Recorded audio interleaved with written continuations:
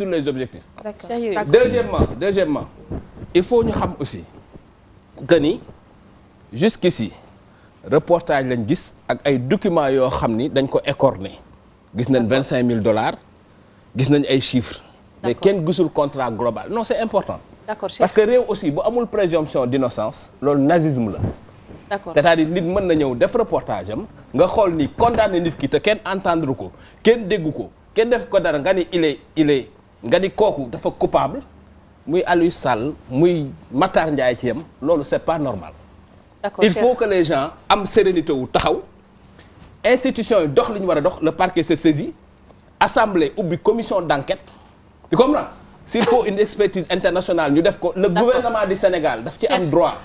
D'accord. Demander à ce que BP parce que loolu c'est des règles de transparence internationale kii grand bi xam na li may wax amul benn multinationale tey boo xam ni mën nga def benn transaction ci benn réew te buñ la laajee terme transaction yi doo ko wane donc loolu suñu droit la. D'accord, nañ jël avocat yi gën a xarañ ci monde bi ñu assigner BP mu wax lan moo nekk ci contrat boobu. ñu xam lan moo ci nekk ak xaalis boobu nu ñu koy lijjantee bu fekkee am na. wax nga ko léegi ni Sénégal am na ay institutions yu fortes yoo xamante ne nii wax dëgg yàlla coow li mën nañu koo régler encore une fois vidéo bi ñu seetaan du lu bees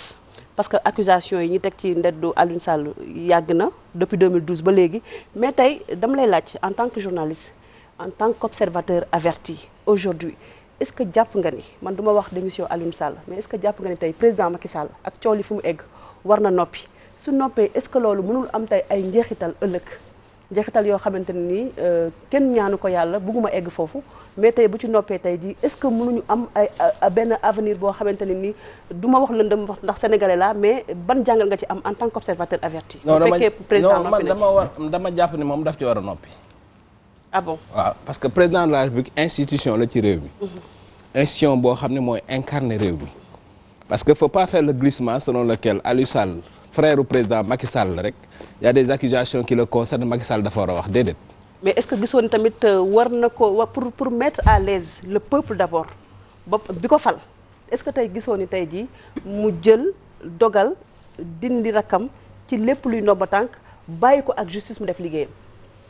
laaw li ma bëggoon yokk ci li ma bëgg wax nii parce que dama ni moom warul wax sama gis-gis. parce que moom bu waxee mën na influencer d'une façon ou d'une autre. te affaire bi c'est une affaire boo xam ni c'est déjà devant la justice parce que Aliou Sall porté na plainte ay avocats wax nañu ñëpp dégg nañu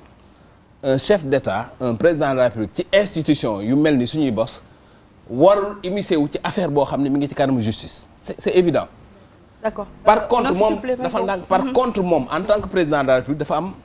responsabilité ci gérer Sénégal. foofu lay waxee. voilà am na benn média étranger bu accuser Sénégal góor gi ma wax la benn affaire. BBC ak CNN ak journalistes yi yëpp a yem ci àdduna médias yoo gis ci àdduna bi tous les médias se valent journalistes yi dafa am ñoo xam ne ils sont plus pointus médias yëpp ay def erreur am na les plus grands médias du monde dañuy def erreur ñu leen di condamner ay centaines de millions de dollars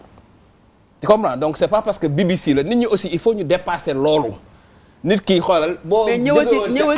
ci responsabilité non c'est important de benn fenêtre la moo doon ubbi voilà responsabilité sénégalais il faut ñu arrêter de penser comme ça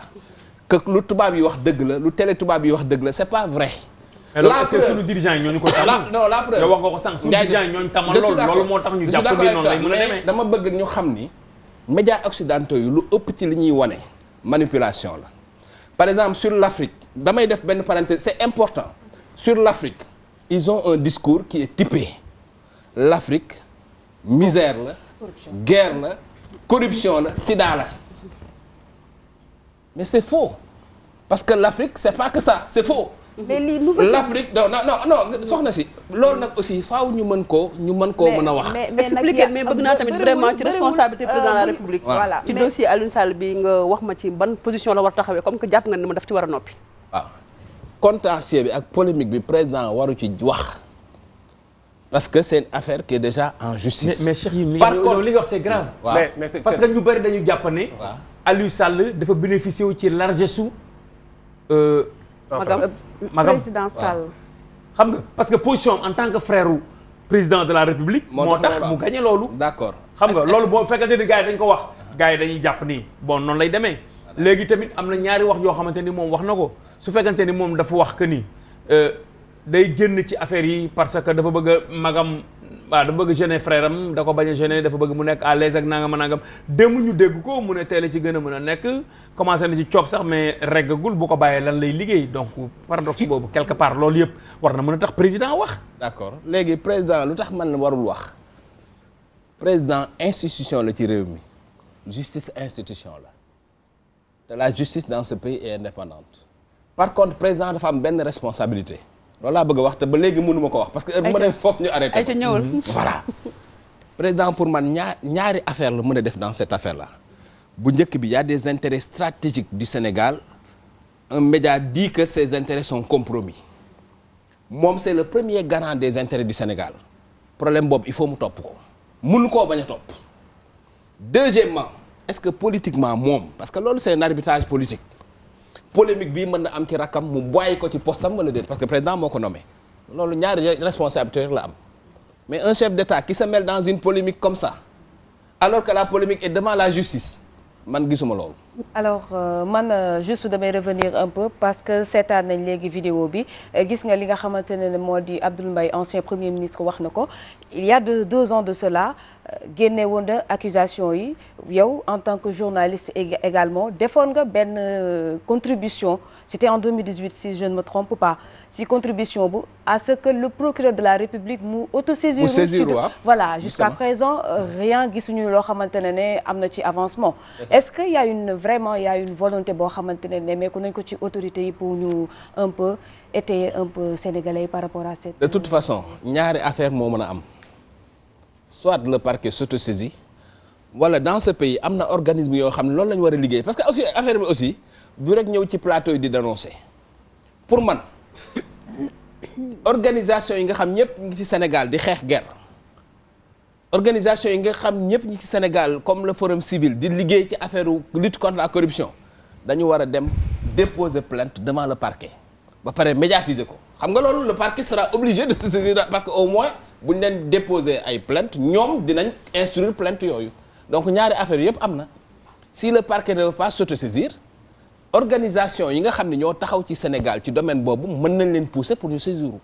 loolu c'est important. D'accord. Et puis dans cette vidéo dañoo gis également la manifestation de certains Sénégalais ci vidéo bi ñu seetaan léegi que ni dañ doon manifester wu contre ki nga xamante ne moom moo di Aliou Sall ak Franck Timis est-ce que loolu c'est avéré cette vidéo man mosuma ko gis loolu mosuma ko dégg voilà c'est ça est-ce que loolu am na wala loolu mosuma ko dégg loolu am na Fatma loolu am na loolu am na de loolu am na Fatma contre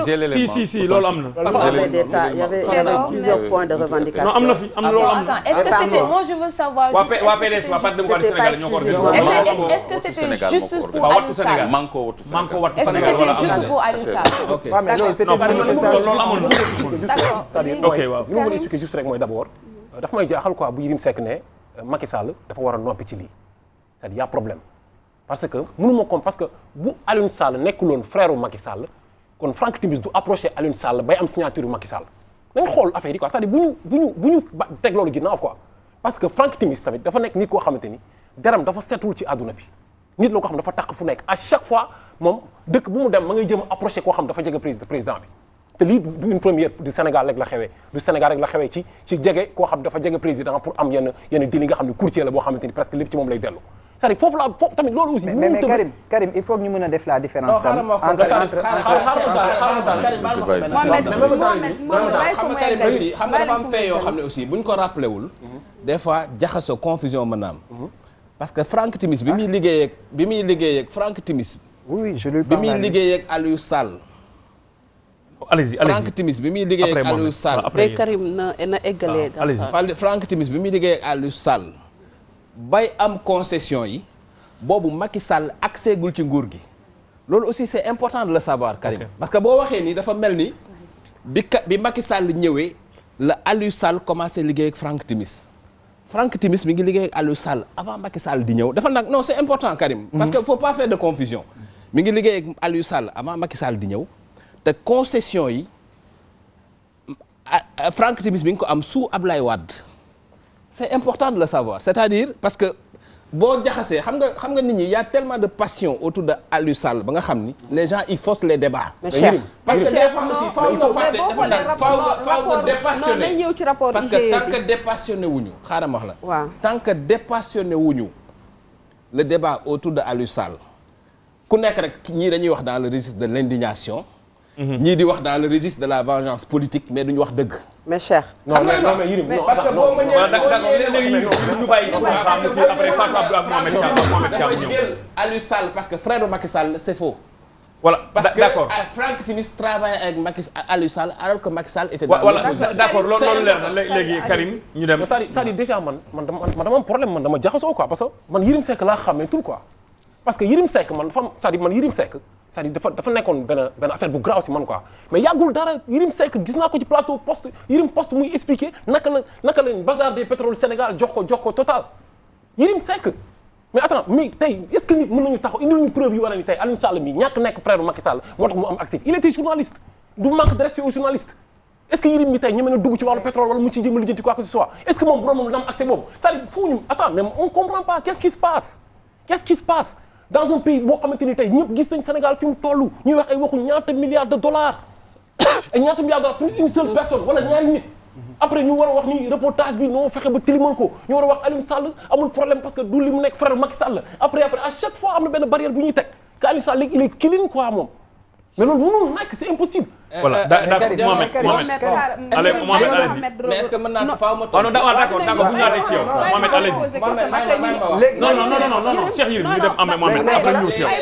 waaw d'accord dina ñëw am problème Mohamed allez-y. voilà léegi ci loolu dinañ ci dem mais en fait Karim il faut que ñu mën a recadrer def la différence un peu entre Macky Sall le président de la République loolu institution la ak Macky Sall le frère de Aliou Sall. parce que tant que ñi ngi def confusion boobu je pense que foofu bu ci kanamee tuuti parce que mooy fenêtre bi nga ubbi léegi dinañ ci ñëw mais Clédor est-ce que d'accord nga ci idée wu Cheikh Yirim comme quoi que lii xew réaction bu njëkk bi Aliou Sall war a def mooy dafa war a démissionner dans la mesure où benn reportage la ñu gis comme ni mu ko waxee sànq comme ni ñu ko seetloo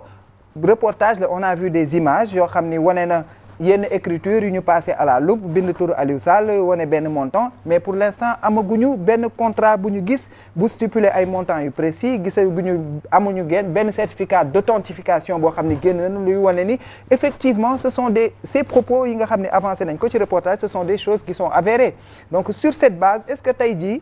benn reportage rek boo xam ne c'est un peu accablant à l'endroit de Aliou Sall puisqu'on parle de 25 000 dollars etc. de dollars est-ce que loolu c'est suffisant pour que li Cheikh Yirim Seck proposé mën a nekk Aliou Sall démissionner automatiquement. non dans un pays normal. du woon xaar sax ñu wax ko pour mu démissionner. et contrairement à ce que Yirim dit président da cee war a àddu depuis beaucoup trop longtemps parce que il est parti moom ci biir la bokk. kan moom au-delà président de l'institution qu'il est le président de la République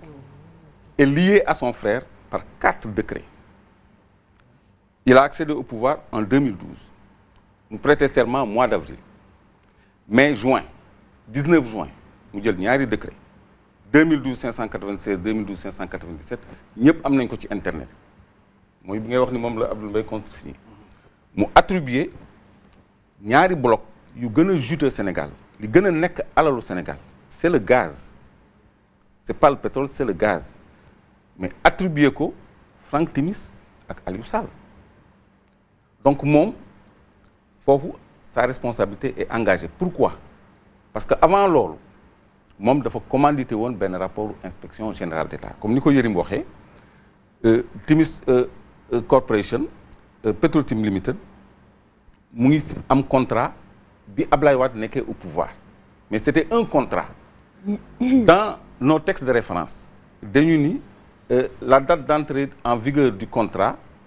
le contrat entre en vigueur à la date de la publication du décret d'approbation kon tant que amul décret d'approbation pourtant loolu Baba da koy expliquer tout le temps chaque jour le contrat n'existe pas légalement même bu ci signature président nekkee ministre bi nekkee ak contractant mais bi légal loolu mooy bi ñu signé woon ci mois de janvier 2012 contrat bi mu noonu ñuy wane non bi ñu signé non léegi 2012 janvier 2012 ak président Abdoulaye Wade après ci la ñëw mois de juin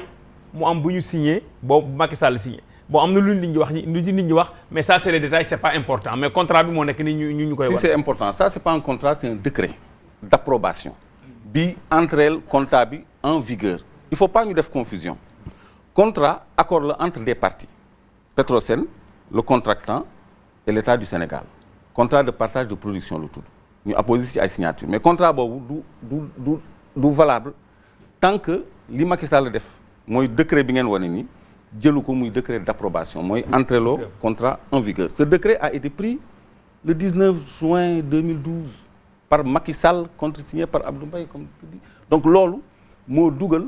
Aliou Sall ci joint pourquoi j'engage la responsabilité de Macky Sall parce que préalablement dafa ni li jiitu bi Abdoulaye Wade nekkee président naka IGE saytu ko def ay conclusions ni ko société Petro-Tim Limited bii day xamuñu ko évaluer wuñ ko ils nous ont tout l'air de société spéculatrice yi nga xam ne bu ñu jotee permis bi dañ koy jaayaat kon Sénégal ay intérêt am nekkul ci mu jox permis bi Petro-Tim Limited ñu décommandé ko pour mu jox permis bi Petro-Tim Limited kon IGE ci conclusion am dafa ni président bul ko signé mu contrevenir à ça te frère mu ngi ci biir parce que Aliou Sall mu ngi créé Petro-Tim Sénégal une filiale de Petro-Tim Limited pour mën a capter les actifs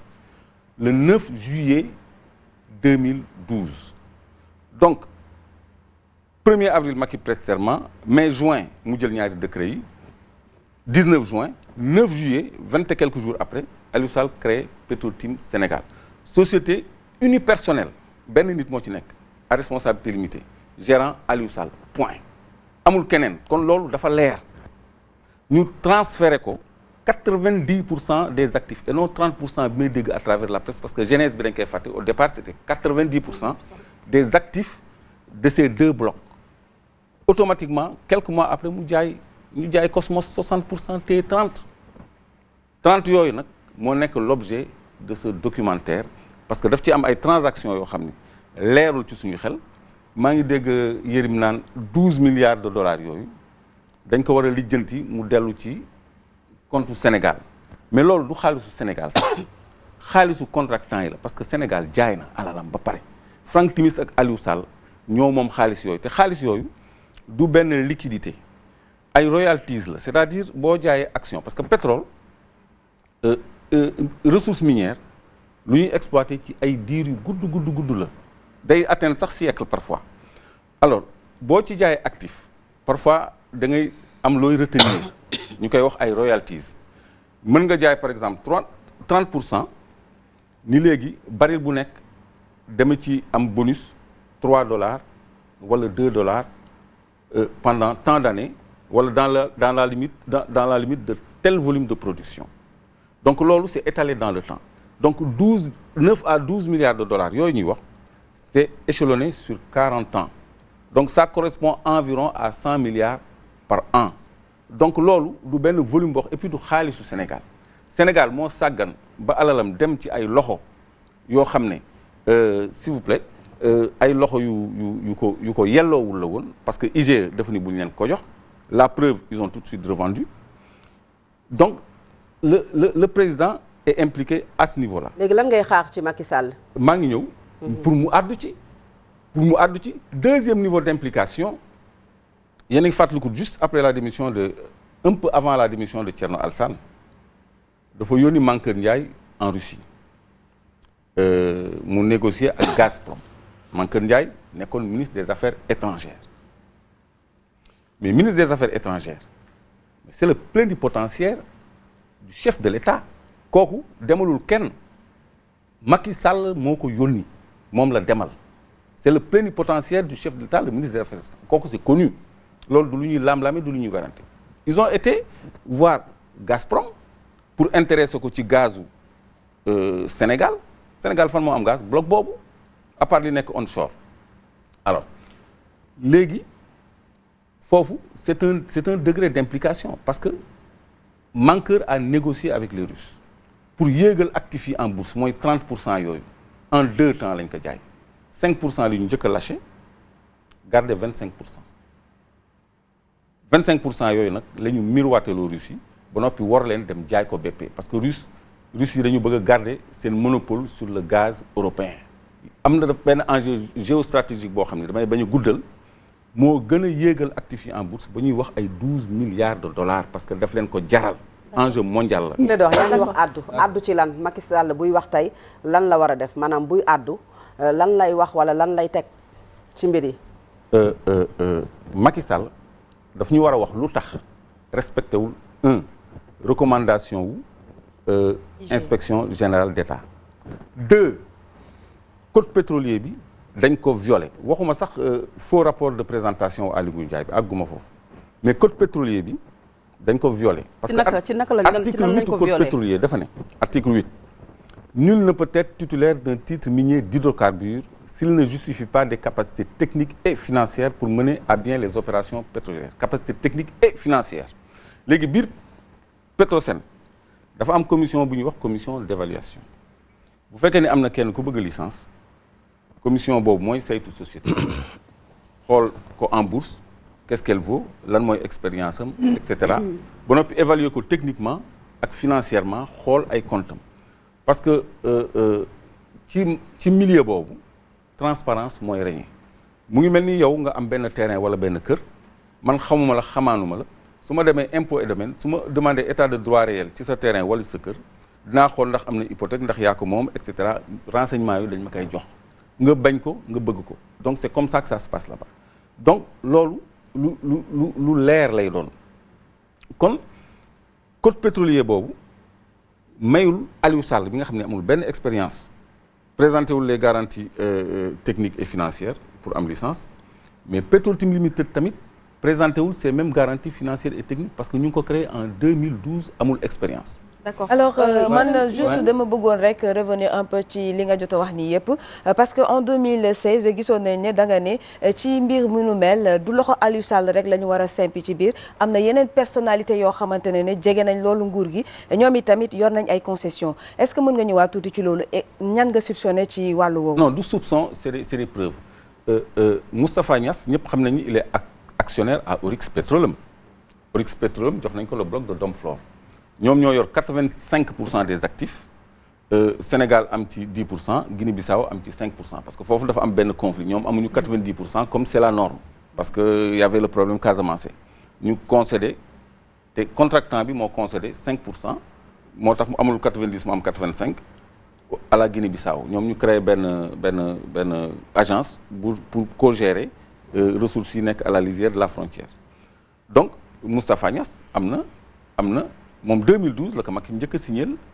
pour ce bloc de Domflor là Oryx Petroleum xam nga nit buy wax dara dans l'espace public léegi contrat bi nga doon wax moom moo nekk ni signature bi ak contre signature bi moo nekk noonu. non li décret la. non contrat bi ci moom du décret bi contrat bi ci moom lañ la indil. xam nga sànq bi doon wax ne décret bi la ñu wax mais bi contrat bi ci moom li décret la. voilà loolu la. non li décret la dos. man maa ngi affaire yi li décret la. non lii ñu la wan ni mooy décret bi mais li ñu njëkk woon contrat bi la lii mooy décret bi. mais nañ continuer waaw nañ continuer c'est bon nañ continuer amul problème. waaw donc ok donc contrat bi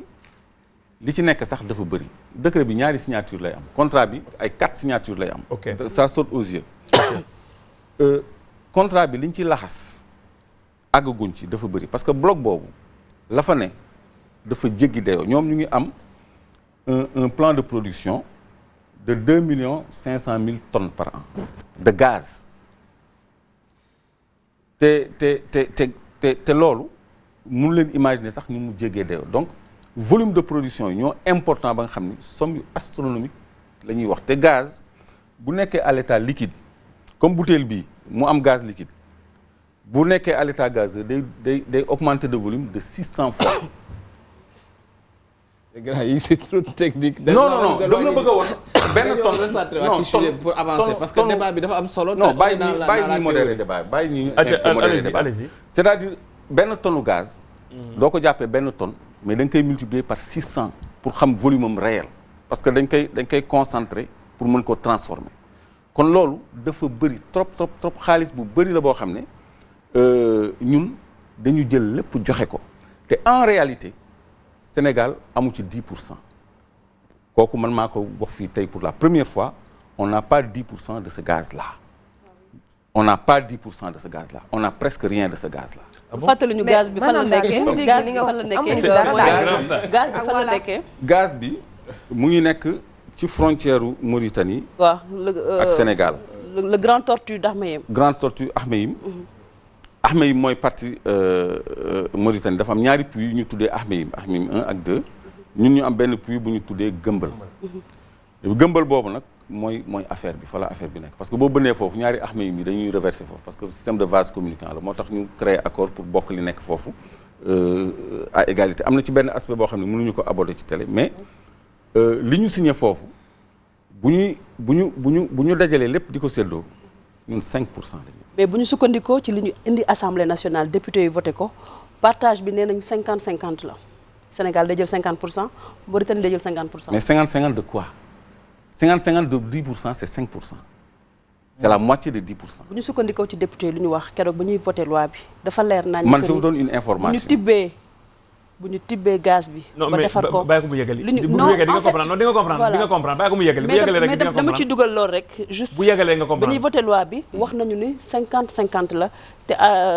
en fait. 55% des 10%. c'est ça justement. waaw 50-50. moom la signé. oui maanaam li ñu am dañ koy séddoo parce que jàmm moo gën lu nekk jàmm. moo gën lu nekk parce que dafa am benn spécificité foofu boo xam ne neexul a aborder publiquement. non pexe amul parce que tout simplement gaz bi Sénégal la ëppee que Mauritanie wala. non du loolu kese c'est-à-dire de toute façon ñun signé nañu ba pare ni dañ koy bokk ak Mauritanie. d'accord mais dafa am yeneen aspect dañu tayle suñu alal c'est-à-dire Aliou Sall ak Franck Timis bu ñuy jaay Sénégal mooy prioritaire pour jënd loolu la ñuy wax droit de préemption. Sénégal musul exercer droit de préemption ci code pétrolier bi dañ ko ni mën nga am 10% mais mën nga ko porter jusqu'à 20% optionnel mais yeneen 10% yi da nga koy jënd ci benn contrat muy or muy pétrole muy gaz musuñu opter pour porter suñu actif à 20% ni ñu ko yoon mayee ñun dañuy jaay rek même sur l'or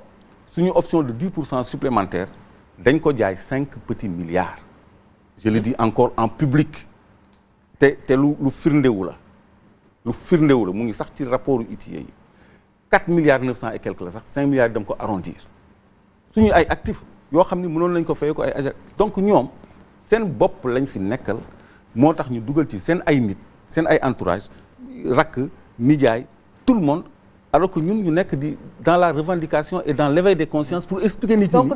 da nga jàpp ne dafa am complot d'État boo xamante ne nemmeeku nañ ko ci gestion wu contrôle pétrole bi ak gaz bi sànq laaj naa la ko par rapport ak yenn personnalité yi kii nga xamante ne moo di président assemblée nationale rek nga ci lim ndax dafa am ñeneen ci biir tam. donc xam nga gestion wu hydrocarbures pétrole ak gaz dañu organiser au Sénégal une mafia. man maa ko tuddee mafia parce que dañu créer COS-Petrogaz comité d'orientation stratégique sur le pétrole et le gaz créer fonds 6 fonds souverain d'investissement stratégique donc COS-Petrogaz. léegi Clédor fi nga nekk am na solo mais je suis obligé après di nga ñëwaat xoolal dafa am benn élément bu ñu dem xool rek. waaw élément bi dafay ñëw rek pour dëggal li ngay wax nii. après ñu dellusiwaat ci yow ah. nga continuer ci kii bi. d'accord voilà ñu dem ci seetaan élément boobu dellusiwaat ci waxtaan bi. Justice américaine département de la justice américaine. parce que ñoom dañoo am ab. 15. Ensuite, en janvier et mai 2016, Cosmos Energy, l'une des sociétés à l'origine des découvertes, se veut optimiste. Un sentiment partagé par de nombreux analystes qui estiment également que l'exploitation des gisements entraînera des bénéfices conséquents pour l'État sénégalais, notamment en termes d'amélioration de la croissance économique du pays. Nous avons expliqué au président de la République quels peuvent être les bénéfices d'un développement économique compte tenu de la taille des gisements que nous avons. Nous pensons qu'il y a suffisamment de gaz pour fournir le marché local. Nous sommes à l'étape de l'évaluation économique et nous pensons pouvoir en fournir à terme et à un tarif compétitif. Avec ces découvertes, le marché sénégalais devrait normalement être suffisamment approvisionné avec une production optimale de gaz. Dans les prévisions, l'exploitation des gisements permettra également de créer plusieurs emplois et augmentera la capacité du pays à satisfaire ses besoins en investissement. Le Sénégal est un pays qui est fortement dépendant des énergies non renouvelables. Et donc, à mon avis, il y a deux choses à faire. La première des choses, c'est d'instaurer l'autosuffisance en gaz, ce qui va donc nous faire des économies en termes de sortie de devises. Et à l'opposé maintenant, les exportations, c'est-à-dire notre excédent de production par rapport à la consommation intérieure, pourrait être vendu à l'extérieur. Dernier gisement en date, le gouvernement sénégalais avait annoncé en mai 2016 la découverte dans l'ouest du pays de 140 milliards de mètres cubes de gaz naturel, l'une des plus importantes en Afrique de l'Ouest. Les prochaines étapes consistent à travailler avec la Mauritanie pour la mise en place d'un cadre pour la délimitation, l'évaluation, le développement et l'exploitation des ressources communes d'hydrocarbures dans la zone frontalière des deux pays. voilà loolu lañ la bëggoon accompagner par rapport ak li nga doon wax. waaw li ma joxoon régie bi la pour wane ni ci contrat yu ñu signé parce que fii yéen fii c'est les installations de Fortesa à 60 km de Dakar à Gadiaga. Gadiaga ñu ngi fay extraire gaz depuis 74 parce que dama la dégg nga naan toq génnagul depuis 74 ñu ngi fay extraire gaz Tullow moo ko doon gérer après Fortesa reprendre concession ils produisent 40 millions de mètres cubes ci d'après rapport ITIE bi donc 300 000 mètres cubes par jour la gaz bi ñu ngi koy produire donc je disais pour répondre à madame comment Fatima Diop Fatima pétrole gaz dafa am benn organisation mafieuse autour de ça parce que dañu créé COS-Petrogaz def ci xaritu président Ousmane Ndiaye moo ko jiite créé FONSIS teg fa seen nit aussi léegi alalu pétrole be gaz bi ñooñu ñoo koy gérer léegi ñu ubbi gouvernance su COS-Petrogaz ak gouvernance su FONSIS à l'Assemblée nationale maa ngi doon comprendre sa question ñoom dañ fay am ay représentants aussi bien ak COS-Petrogaz qu'au FONSIS conseil économique social et environnemental ñoom tam dañuy cëru dañuy teew COS-Petrogaz teew FONSIS 9 ministères ak benn direction bi mooy Sénélec ñoom tam dañuy dugg ci conseil d'administration bi léegi ñooñu ñooy séq suñu alal Macky Sall nee na sax opposition bi bëgg na ci dugal quelque COS-Petrogaz moi je sais ce que ça veut dire parce que ça veut dire qu'il y a beaucoup d'argent là-bas actuellement à titre d'exemple exclusivité blogu Sangomar bi ñuy exploiter pétrole bi ñu war a exploiter pétrole ñoom déposé nañu depuis octobre dernier benn plan de production sur la table de Macky Sall de 100 000 barils jour mais plan de production boobu baaxul parce que dafa am benn 3% buy lang boo xam ne affaire njuuj njaaj la parce que temps yi njuuj njaaj moo xew comprendre et 3% yooyu ça représente 3 000 barils jour 3 000 barils jour loolu fii mënu fee leer mais man maa ko wax parce que j'ai le plan de production qui est sur la table du président war na ko valider donc dañu war a am une vigie devant autour de la gestion de ces questions-là ba noppi nit ñi gën ko comprendre gis nga ñun liñ ci xamul dara moo tax ñoom ñuy def lu leen neex bu njëkk dañu doon napp ku ci wax ñu yóbbu la ci yoon ku ci wax te xamoo ci dara loolu la ñu commencé léegi ay plainte Aliou Sall plainte bi mu yëkkati mais am na effet bu extraordinaire li mu bëggoon am na ko parce que bi nga jotee journaliste bi dafa ni du wax parce que y a une procédure en cours y a pas de plainte en fait mais moom day xaar. d'accord mais li ñu bëggoon rek nga leeral ñu ko rek en 20 secondes Aliou Sall moom actionnaire la woon parce que pour ñu dem si ñu ne actionnaire la woon Petro-Tim wala gérant salarié rek la woon. non Petro-Tim Sénégal moom mooy gérant bi moom la ñu reverser les actifs donc moom moo gérer le portfolio de Petro-Tim Sénégal léegi il est ressorti du document qu'on lui a proposé 3 millions de dollars en actifs donc man mënuma leeral ni 3 millions de dollars yooyu en actifs dugg na ci GAFAM mais ni muy demee en général société contractante bi moom moo lay porter part man tey jii su ma nekkee ci su ma nekkoon place Aliou Sall Franck Timis moo may porter sama part du nekk ci sama tur loolu lu yomb la kenn du gis dara. d'accord Yérim ci yow la ñuy dem rek sànq yaa ngi wax ni ki BBC reportage bu mu def nit ñi waruñu ko jox peut-être ampleur bu ñu ko waxoon jox ndax commencé wul ci kaddu yi Karim Xrum Xax ndax commencé wul d'abord ci Aliou Sall mi nga xamante ni ku ci mel ni Ousmane Sonko waxoon na lii yëpp presque à l'Assemblée nationale ak ay interview yu mu jot a def benn rek loo la ñuy wax ni ki moom mooy nouveauté ci reportage bi mooy montant exact bi ñuy jàpp ni ki loolu la ñu doon versé lañ doon versé Aliou Sall mais lépp li nga xamante ni wax nañ ko mën nañ jàpp ni ki Ousmane Sonko waxoon na ko ñoom Thierno Alassane Sall waxoon nañ ci rapport IGE bi mais ñoom seen bopp mosuñu réagir mosuñu am conférence de presse mais BBC dafa def reportage rek ñoom ñu def conférence de presse. Voilà. Est-ce que BBC remuewul cocotier bi est-ce que il n'y a pas des noix qui risquent de tomber? C'est ça d'abord dama bëgg a wax benn yëf mosuma wax ni reportage BBC bi amul solo li ma wax mooy faut pas que parce que ci Karim laa doon tontu parce que daf ni BBC voilà dama la bëgg a wax rek ni leen média yëpp ci àdduna bi dañuy juum parce que média yëpp ay nit a fa nekk loolu laa bëgg a wax. D'accord mais BBC tout le monde xam na ni média bu mag la beneen bi ci topp grand bi may wax naan benn tombewul mooy gaz bi ñuy wax en question bi BP nekk ak Petrotim boobu kenn commencé go exploiter pétrole aussi bi ñuy wax bi indi coow li boobu kenn commencé go exploiter ça ne veut pas dire que antérieurement amul gaz bi ñuy exploiter ci Sénégal pour mu leer ci yow quoi. Karim man journaliste la xam nga dans un pays ku ne da nga am sa rôle yow li ngay def nii c'est très bien parce que activiste nga te réew dafa soxla activiste yoo xam ne dañuy jóg pour wax et c'est bien parce que loolu dafay tax Sénégal am masse critique man journaliste la lu ma jàpp ni jaaduwul dama koy wax comme li nga wax totalement ko njëkk a bind tu comprends soxna si rappelé na lu am solo Abdou Mbaye bi mu njëkkee bind j'ai interpellé personnellement le procureur na ko par force da nga war a répondre loolu bi ma ñëwee fii moom laa njëkk a wax dama njëkk a wax ni li ministre de la justice wax d'accorduma ci c'est pas parce que Aliou Sall porte na plainte que le parquet du saisiru pour répondre à des faits aussi graves que accusation de corruption qui touche sur 250 000 loolu laa njëkk a tàmbalee wax mais par contre damay journaliste boo xam ne aw ma complexe de l'opposition xam nga Sénégal léegi dafa am benn terrorisme intellectuel bu fi nekk dañu jàpp ni pour nga wax dëgg da nga war a ñëw rek di charger pouvoir jàppee ma ko noonu man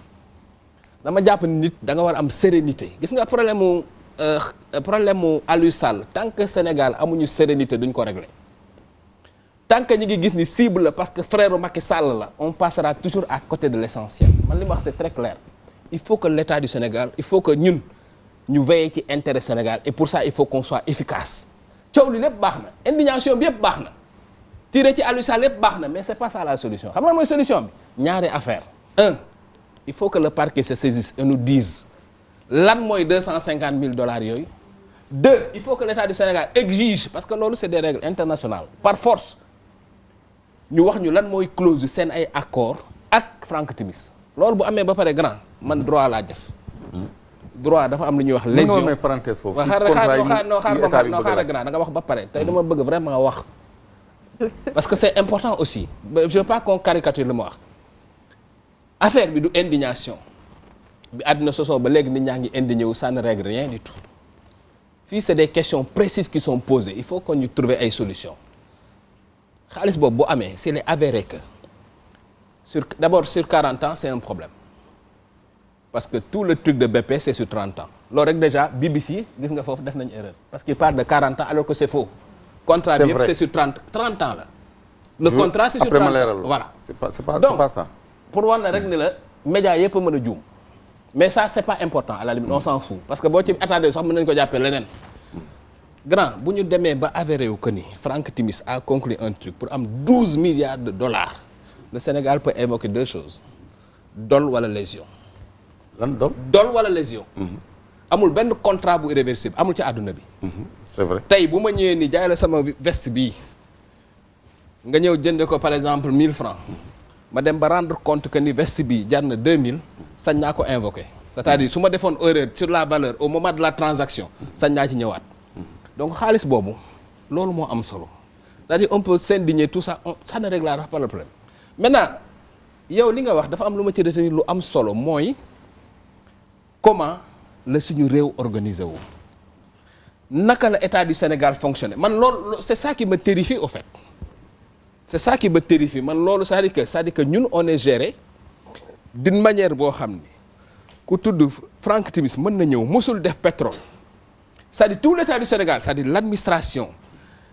Petrosen parce que Petrosen tu m'as dit am na comité d'évaluation donc le Petrosen s'est trompé Abdoulaye Wade s'est trompé Macky Sall s'est trompé Aly Ngouille Ndiaye s'est trompé comment s'appelle le gars qui Abdoul Mbaye mais c'est terrifiant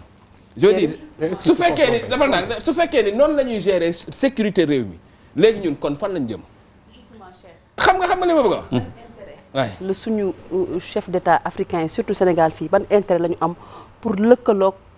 compagnie pétrolière yi je parle de ressources naturelles ban intérêt la ñu am pour lëkkaloog compagnie yi parce que gis nañu ni ñi ngi tudd boobu ba léegi président Macky Sall ak rakkam ci mbiru pétrole mais tey Ousmane Sonko aussi nekkoon na candidat à l'élection présidentielle ñi ngi doon wax sax ni dañu ñi financé campagne am ñi ngi nekk ci Tullow Oil alors tey ban intérêt la ñu gis ni homme politique yi ak ñi nga xamante ne ñi ngi waaj a falu ci nguur di lëkkaloo ak yenn entreprise yi. sax na si pétrole xaalis la pétrole xaalis rek la pétrole ak gaz xaalis kese la ñi yor pétrole ak gaz ñi ko bëgg a exploiter dañuy yor seen xaalis partout fu ñuy dem scandale de corruption yi gën a gand ci àdduna bi ça tourne autour du pétrole et du gaz je dis ça tout le monde le sait mais globalement xam nga Sénégal il faut qu'on fasse la part des choses dans une société organisée ku nekk da nga am sa rôle tey c'est bien que les activistes parlent mais nous les journalistes là il faut qu'on se départisse du complexe de l'opposition gis nga bu ñu duggee dans la mêlée continuer di yuuxu les vraies questions on ne les touche pas pour man les vraies questions que pose ce documentaire là c'est pas le fait que Aliou Sall est le petit frère de Macky Sall c'est pas ça la question xam nga la vraie question mooy lan est-ce que Aliou Sall a reçu $250,000 il le nie il faut que la justice l'éclaircisse. Deuxièmement s'il s'agit de 12 milliards de dollars bu fekkee ni ça existe Sénégal war na jël jumtukaay yi war yépp pour jot ci xaalis boobu léegi nag ñun suñu réew suñu société civile les activistes Karim foofu ngeen war a taxaw dégg naa CRD ñu ni créé nañ benn comité pour la restitution des avoirs foofu ngeen war a taxaw c'est-à-dire naka la ñuy def ba am commission d'enquête internationale d'enquête fii au niveau parlementaire naka la ñuy def ba parquet bi saisir ñu leeral xaalis boobu ba mu leer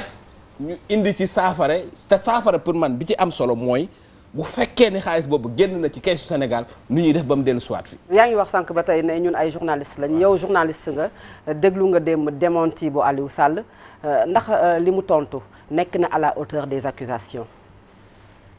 dégg naa ko wax ñetti yëf bu njëkk bi mu ni li dox diggante d'abord ñetti yëf d'abord bu njëkk bi déjà je vais du plus moins simple au plus compliqué mu ne $25,000 ci salaire dans le pétrole c'est pas choquant il a raison wax na dëgg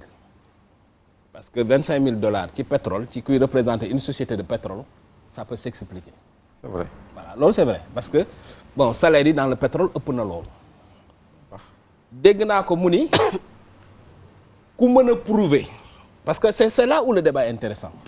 que moom recevoir na $250,000 il est prêt à aller n'importe où pour ñu prouver que ni moom recevoir na xaalis boobu mais justement ça c'est une invite au parquet accusé nañ ko moom nee na nañ ko prouver mais nañ ubbi une enquête au moins et puis l'Assemblée nationale qui est une institution de la République boo xam dafa war a saisir te dégg naa ñu ni ils sont prêts à faire ils n'ont qu'à ouvrir une commission d'enquête le parquet doit se saisir pour éclaircir loolu troisièmement mu ni li xew entre Timis ak BP xamu ci dara il l'ignore totalement. il a parlé d'intention de virement yow loolu nan nga ko jàngatee d'intention de virement daan ni loolu il l'ignore totalement loolu foofu justement foofu la responsabilité Sénégal nekk Aliou Sall était un agent de Timis Corporation ñu ni jël na truc jaay na ko tel nombre de xaalis c'est là où la responsabilité de l'État se suit il faut que état bi taxawee ni mu war a taxawee ci affaire boobu élucider affaire boobu que Aliou Sall yëg ko mu bañ ko yëg c'est pas le débat mooy est-ce que xaalis boobu am na bu amee naka la Sénégal mën a def ba jot ci xaalis bi voilà ñu ngi léegi Mohamed ñu ñëw non xaaral la xurum xaar Mohamed acca alors ci Karim sax laa bëgg a ñëw justement alors léegi bu ñu defee constat bi par exemple partant du principe que effectivement il faut que ñu xool xaalis boobu ndax am na effectivement d'abord 250 yi ensuite 12 milliards yi bu ñu waree taxaw foofu yéen en tant que activiste lan nga jàpp ni moo war a nekk seen taxawaay mais concrètement peut-être pas forcément toog ci plateau di wax parce que gis nañ ni comme ni nga ko waxee sànq indignation yàgg na fi mais ça n'a jamais rien changé en général tey jii lan nga gis ni moo war a nekk position wu société civile bi ñi nga xam ne ñooy gàddu baatu askan bi pour que transparence bi ñu soxla parce que entre contrat chiffres yi nga xam ne moom la ñuy avancer ak li nga xam ne moom la ñuy découvrir finalement que loolu moo fa nekk souvent dafay am ay différence lan moo war a nekk seen position yéen ñi nga xam ne yéenay nekk ci mbedd bi nekk les acteurs de la société civile pour que askan bi di mën a jot la transparence bi nga xam ne moom lañ soxla par rapport ak suñu alal. D'abord dafa am loo xam ni c'est très important mon frère sa question bi dafa am xam nga Sénégal dañu gaaw a fàtte dañu am amnésie dañu gaaw a fàtte mais dafa am lu xew ci Karim Wade ak Macky Sall ak du moins Macky Sall sax ak Macky Sall parce que Macky Sall bu ñu fàtte ni dafa laal Karim Wade étant président de l'Assemblée nationale askan wi yëpp mer la ko ni ko Abdoulaye Wade def loolu bokk na si li ko tey mu am accès au pouvoir loolu bu ñu ko fàtte bu ñu jógee ci loolu mais dafa am na leneen Macky Sall dafa toog bi mu toogee si pouvoir bi mais attends ana Mame Mbaye Niang Prodac ana Koudou ana Siré Dia Poste mais Macky Sall moo toog askan wi di ko xool du man du samay sos mi ngi fi ne moom am na dossier yoo xam moom moo ci teg tànkam moom waxu ko wala moo ko wax. waaw mais maintenant ak rapport IGE par exemple comme li sànq sama système mi ngi ko doon souligné waat mais par rapport ak ndax Franck Timis am na compétence su gérer entreprise gérer wàllu pétrole mais loolu ñëpp gis nañ rapport yi lan moo si nan la demee. maintenant loolu yëpp su amee après ñu ne ñu Sénégal est un état de droit am na pouvoir exécutif législatif ak judiciaire ñu ne ñu justice sénégalaise dafa indépendante mais loolu man naa ko nangu man mais tey loolu yëpp bu amee si ñoo xam ni ils sont ni frères c'est des gens yoo xam ni ay partisans rek lañ dara fekku leen si léegi naka lañ mën a ñëw na dañuy éclaircir ay $25,000 rek ay sommes yoo xam ne c'est le frère de Macky Sall te ay signature Macky Sall moo ci nekk ni fànk biti la fanaan dañuy waxante dëgg quoi ça il faut mënuñu jéggi loolu aussi. mais pendant ce temps yow ak say collègues léegi lan mooy nekk seen taxawaay justement bu ñu tollee ci situation boobu ñu war a dem maintenant dans l'action yéen ñi nga xam ni yéenay les activistes yéen ñi nga xam ni yéenay les organisations de la société civile lan moo nar a nekk seen taxawaay pour que tey jii ñu mën a dem vers un rapport de respect justement entre dirigeants yi ngay décrier nii ak ñi nga xam ni ñooy population. déjà xam nga sànq doon bëgg ñëw foofu mais li mu bëggoon expliquer mooy d'abord pour wala ni ñun au fait on n'a pas amuñu gouvernement Sénégal amuñu état bu respecter peuple bi suñu homme politique yi faalewuñu askanu Sénégal te loolu dafa leer. à chaque fois ignorance bi askan wi nekkee moo ko waral. mais attends mais ñoom xam nga boo nekk ignorance tamit xam nga yow des fois di nga nekk sa doom nga xam ni kii xamul mais nga koy dimbali. yow su fekkee da nga xam mais da nga xam pour jëriñ sa réew mais xamoo pour xamul rek nga koy exploiter di ko dundee mais corruption li muy indi ci réew mi xam ngeen ko mais Ndiaye Doss man maa dem Casamance fekk fa benn village bu tudd Bandial billahi télé laa nekk di ko ndoxu taw la ñuy naan ndoxu taw ay xale ñuy dox 7 kilomètres di gàddu ay butéel ndox di rooti bu ñuy jàngi la ñuy dox 7 kilomètres Ndiaye Doss 1 milliard xajul ci village boo ko defee ci village dina am poste de santé dina am ambulance dina am yooyu yëpp mais imaginez ñu toog di wax benn nit sàcc na ay 29 milliards ay 99 milliards ay 25 000 c'est-à-dire loolu dafa doy waar il faut d'abord ñu dellu foofu point boobu foofu la ñu war a taxaw ba pare balaa ñu ñëw ci ñun lan la ñuy def ñun déjà def nañ benn réunion d'urgence ñun duñu bàyyi lii duñ ko bàyyi noonu parce que li fi xew yëpp gis nañ ko te mujjul fenn. lan moo tukkee ci réunion d'urgence bi. c'est-à-dire li wér ba wóor moom mooy dañu am programme boo xam dañu ko teg nan leer la tudd te du bii dossier bii du bokk parce que lii dafa ëpp trop c'est trop ñun incha allahu rabbi lépp lu mu laaj parce que automatiquement procureur dafa waroon woow Alioune Sall xam nga lu mu la def ko mandat de dépôt ba pare ñu def enquête lu leer naa la wax mandat de dépôt loolu laa gëm bu ko gëm seen combat dama lay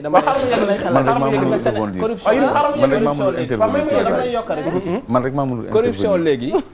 yamatul rek xeex corruption léegi yamatul rek ci sa réew fi ñu toll am na mais Yirim dama lay jox exemple rek dama lay xam nga ki daf la laaj yan action ngeen mën a mëne mais ci loolu lañ nekk te dañu nekk ci télévision war a joxe ay xalaat mais ci loolu lañ nekk léegi gis nga manifestation bi ñu am Yirim dañuy dem xool manifestation bi nga xamante ni moom la ñu defoon contre le pétrole moom la ñu dem jëli su ko defee ñu dellusiwaat ci waxtaan wi parce que boobaag léegi ñu ngi doon wax alors que sénégalais yi ñu ngi manifester mais en réalité xamuñu lu tax ñuy manifester. Après-midi à Dakar, tout est parti de l'interdiction par le préfet de Dakar de l'itinéraire de la marche qui devait débuter au rond-point de la radio-télévision sénégalaise rebaptisée avenue Doudou Ndiaye Coumba Rose pour finir devant les locaux du ministère de l'Intérieur. Mais les leaders de l'opposition ont voulu suivre l'itinéraire. mi ngi noonu c'est-à-dire pour wane rek que ni sénégalais yi ñu ngi ci def seen kéemtalaay kàttan voilà. presse bi Aliou Sall il a démenti que ne marche musul am ci Sénégal marche boo xam ne c'est contre le pétrole. mi ngi nii marche bi mu wane. loolu musul am moom musul ko fekkee donc c'est la preuve que. c'est une marche de Manko Wattu Sénégal. waaw Manko Wattu Sénégal moom moo tax loolu ñu bëri nañu jàppale waa Parti démocratique sénégalais ñoo ko organisé. mais benn mouvance la benn kii la boo xamante ni coalition boo xamante ni waaw léegi ñu jël soit ci élément bi comme ça su ko defee ñëwaat ci plateau bi. Vendredi après-midi à Dakar, contre ce qu'il considère comme étant la mauvaise gestion du l'itinéraire de la marche qui devait débuter au rond-point de la radio-télévision sénégalaise rebaptisée avenue Doudou Ndiaye Coumba Rose et les opérations de la société Petrotim au Sénégal. D'ailleurs, à 24 heures de la marche, Aliou Sall a démissionné de Petrotim Sénégal. Le Sénégal connaît une situation très heureuse à partir du moment où le frère du président de la République a présenté sa démission. C'est un début. Une fois de plus, le pétrole ne se nomme pas sale, la démocratie ne se nomme pas sale. Nous avons des leaders,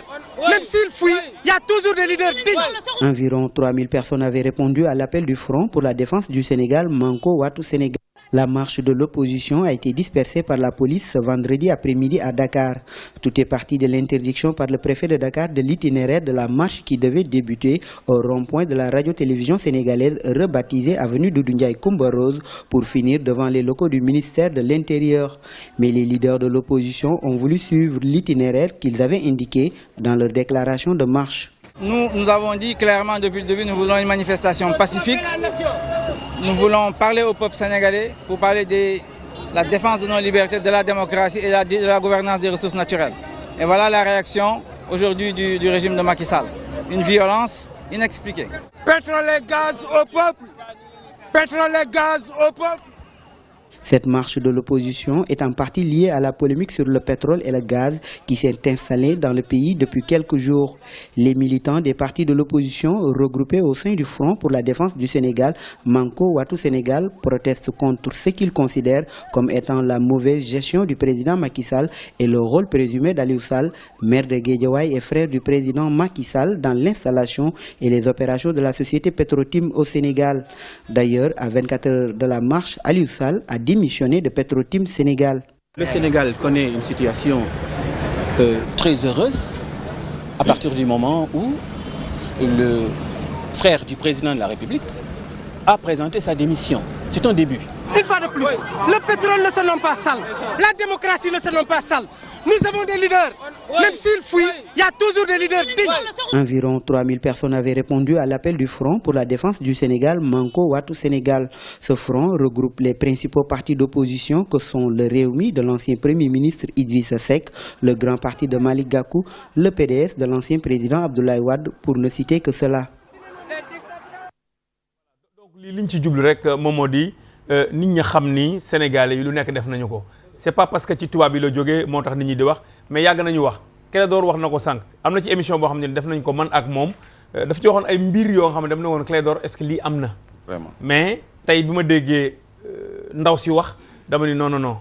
ñun ay Sénégal la ñu Clédor Sénégal la moo tax gars yi dégguñu ay waxam mais bu dee tubaab la nit ñu bari dañuy wax donc loolu je pense que c'est important ñu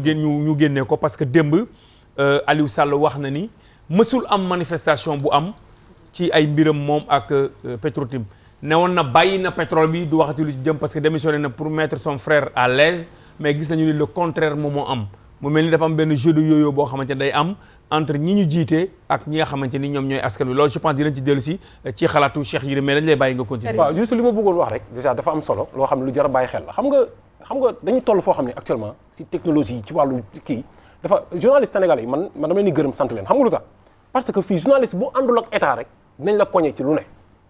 ci fixe doo am yenn accès yi parce que attends BBC li ñu def nii mais c'est de l'argent tey journaliste suñu amul fekkee médium presse amuñu yenn pouvoir yenn doole état koñe leen koñe ba ñu mën a am mu ni bu bëri yëkkati ko jox ko ndey ne ko demal def nangam ak nangam mu dem indépendant mën a dugg dem ba France def enquête dem dugg fii dem Angleterre laaj c'est que yooyu dafa laaj fond te état day koñe loolu c'est-à-dire liberté d'expression bi ñu wax ci presse bi amul te tey ñëpp ñu ngi gërëm di wax ay non journaliste BBC mais attends pour man gënuñu compétent yi fi nekk loolu waxuñu ni que BBC dafa extraordinaire trop bëgg mais non mais dañ ne ñoom dañu indépendant seen état dañ leen respecté ñoom foofu liberté d'expression dafa am fii journaliste boo taxawee di xeex dañ lay xeex ñu ni la problème wala ñu lay jox ci lem bi nga daas sa lamine di leen xalamal ñaaree moo fa am léegi dama bëggoon ñëw ci li nga xamante ni mooy lii xew Sénégal ak fi ñu war a jëm ñun les activistes comme ni ko grand Yirim doon waxee léegi